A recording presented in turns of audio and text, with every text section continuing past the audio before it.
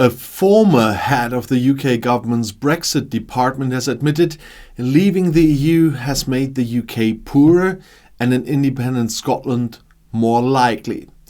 Philip Rycroft, who was head of the department for leaving the European Union until 2019, said the barriers that now exist between the UK and its major EU markets act as a drag anchor on the UK and reduce productivity growth.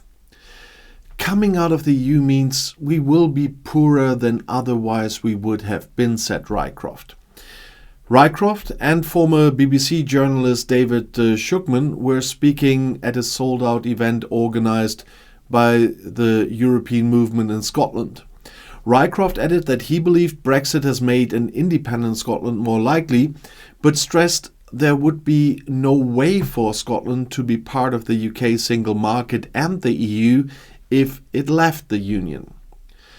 The week of April 30th witnessed another milestone that exposes how Brexit has been and will permanently remain a major source of the problems underlying the cost of living crisis and a stuttering UK economy. The imposition of new Brexit border checks means that the new, more expensive and complicated import controls are yet another factor leading to higher food prices and business costs. Due to Brexit, the UK has already suffered the largest 5-year decline in goods trades since comparable record began in 1997, with the volume of UK goods imports and exports being 7.4% smaller than in 2018. And the new changes mean importers will need to pay up to £145 to bring products into the country, with a fee intended to cover the costs of operating the border control posts introduced now.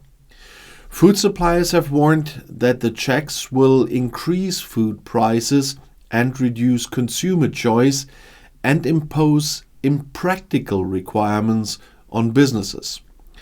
A BBC report details how one business will face extra costs of £225,000 a year because of the new checks, while Sky News says they will increase annual business costs by more than £330 million and add billions to consumer bills. And meanwhile, the Fresh Food Consortium says the new checks will mean small wholesalers paying an average of £60,000 a year for new Brexit inspections, thus hiking up prices for the supermarket shop.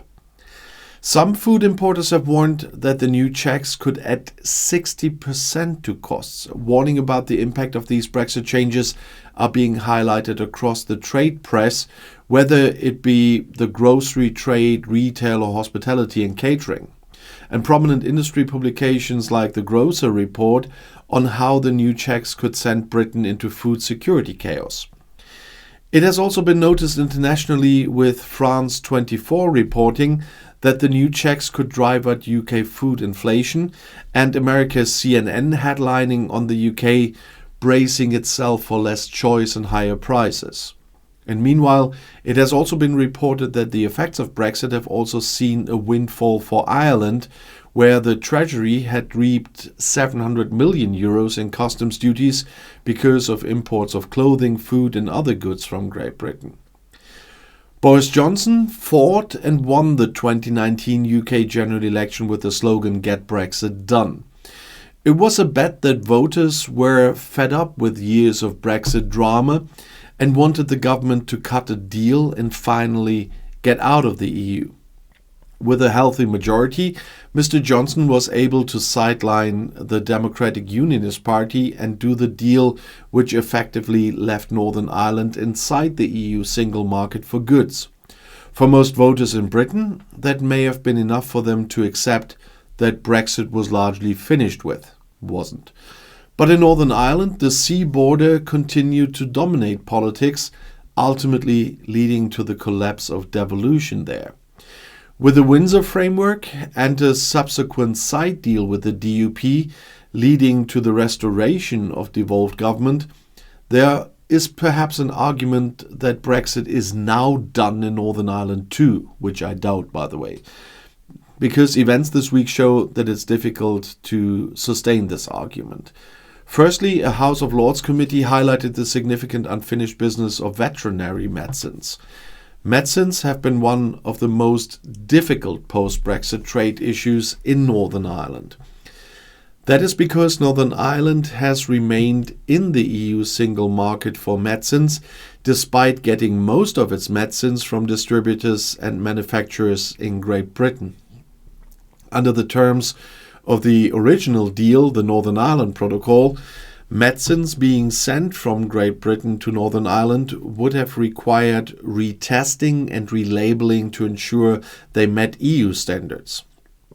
The EU ultimately agreed to major changes for human medicines, but veterinary medicines still face the prospect of needing to meet those expensive retesting and relabeling requirements and the risk they will be withdrawn from sale as a consequence.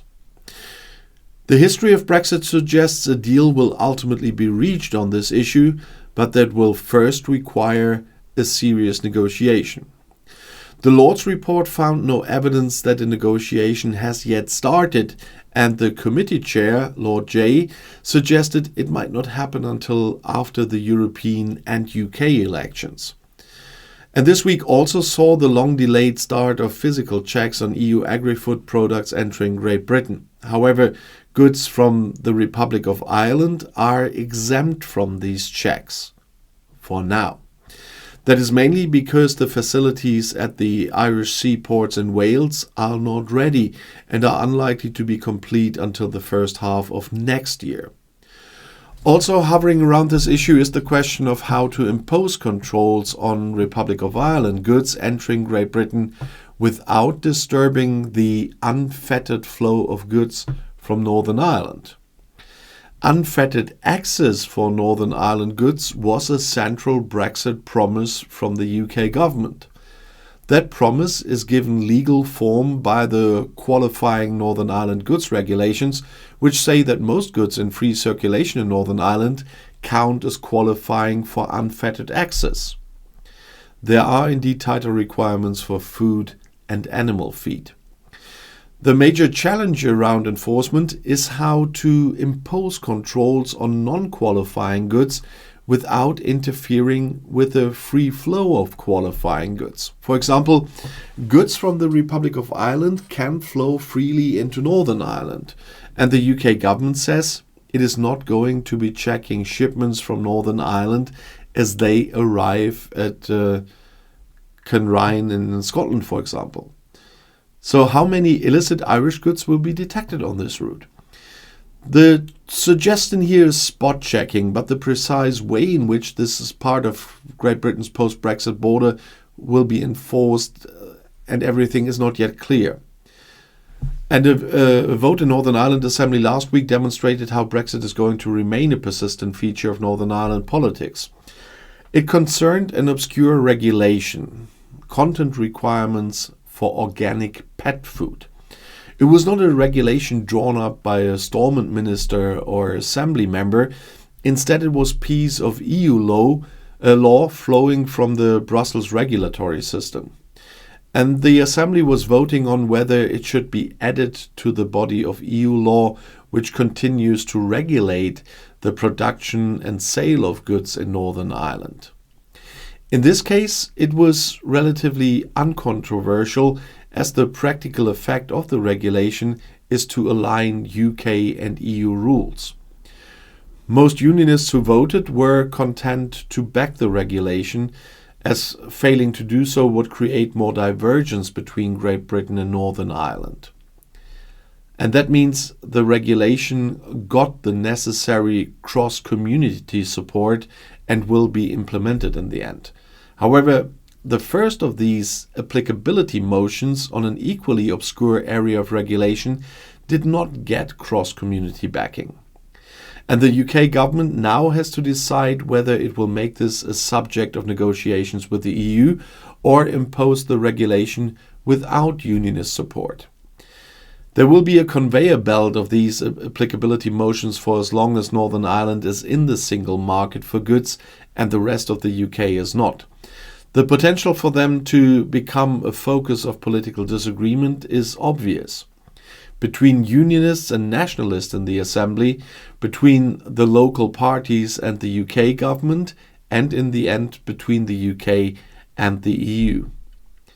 And last week's debate also pointed to the continued potential for intra-unionist tensions. The TUV leader Jim Allister, who voted against the motion, decreed the DUP position and also described the party's benches as having some notable absentees.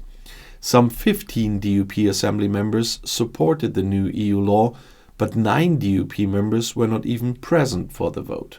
So Brexit is all but done. But if you want to know more, the next video is right here in the end screen. I'll see you there. I'll be back.